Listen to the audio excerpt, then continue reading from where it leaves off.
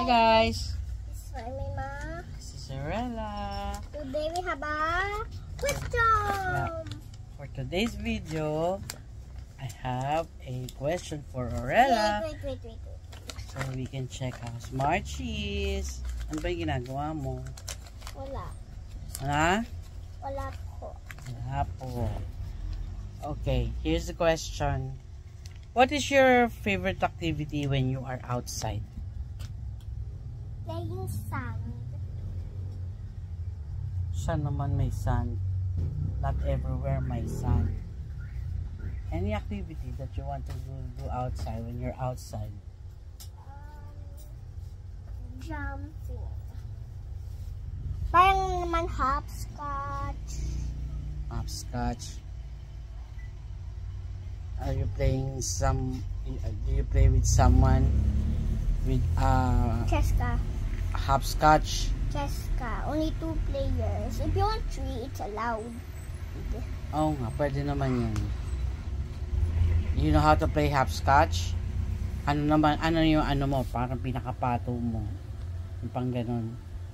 Coins or sleepers. Gusto na. Diba ito, kunyari ito yung sinanas.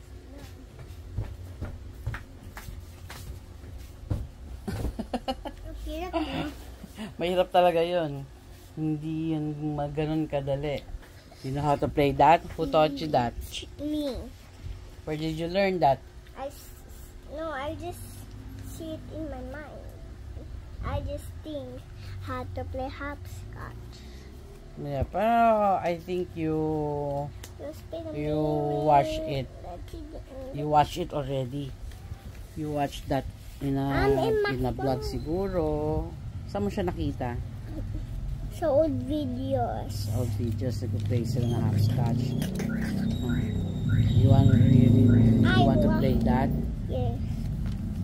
Oo, kasi sa amin dito sa amin hindi na pwede kasi street na agad eh, no? Alam mo ba mag-drawing noon sa ground for you to play? Ikaw ang nagdo-drawing noon using chalk. You know how? Yes. I'll teach you. Pag nga meron tayong chalk, I'll show you what to do. Okay? So what else? Aside from hopscotch. Yun lang. How about scooter, di ba? Favorite mo yun? Biking? Lang yun. Biking? Wala naman ako bike. Oh? Wala naman po ako bike. Wala ka naman bike. Pero you want to ride a bike?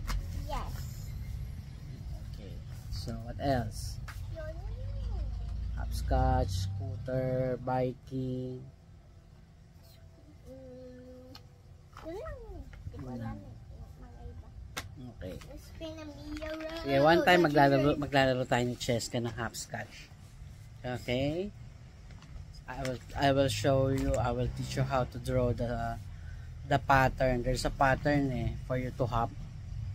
Yeah, there's a pattern. 1, 2, oo. 3. Meron dyan. Okay, nice activity naman yung. Thank you for watching. Bye. Please Subscribe and like and share. Bye-bye.